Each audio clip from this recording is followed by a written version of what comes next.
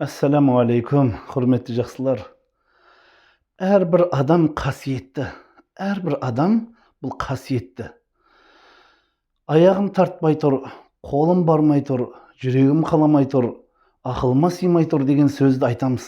Бір жағдайлар кезде, бір істі, бір шешімді қабылдай алмай жатқан кезде, бір жағдайға, бір жолға шығар кезде, болмаса бір сондай бір істерді істеп жатқан кезде осындай сөзді айтамыз. Бұл түсінсек өмірде ұстанатын ұстанымымыздың біріне болу керек екен. Ақылымызға салып көру керек екен. Жүрегімізбен қабылдап көру керек екен. Жан тәніміз дұрыс қабылдап тұр ма, дұрыс па, дұрыс емес па? Бәрін біздер айта алады екенбіз. Құдай сана берген, Аллах тағала жүрегімізге сезім берген, бәрін ажырата алатын Аллах тағала бір қасиет берген екен әр адамға.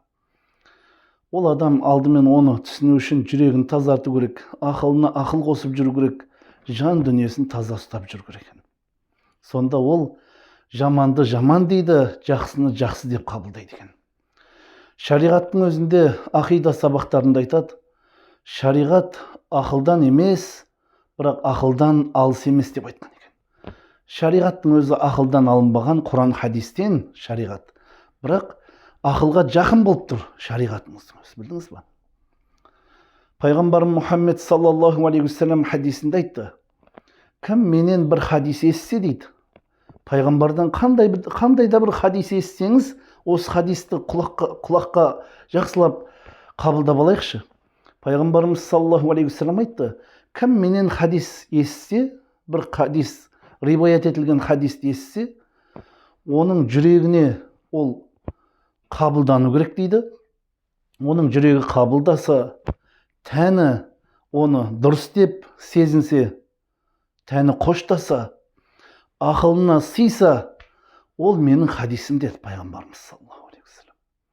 Ал енді бұның қарама қарсы керісіншесі болса, яғни оның ақылға сыймаса естіген хадисің, жүрегін қабылдамаса, тәнін қолдамаса, онда ол менің хадисім емес деді. Жақсылар, осыдан түсінуге болады. Біз Құдай тағаланың бір керемет жаратқан, махаббатпен жаратқан бір адамзатымыз. Аллах тағала бізге әр адамға қасиет берген. Ақылына ақыл қосып, ойланып жүрсе, жақсы мен жаманды ажырата деген өмірде.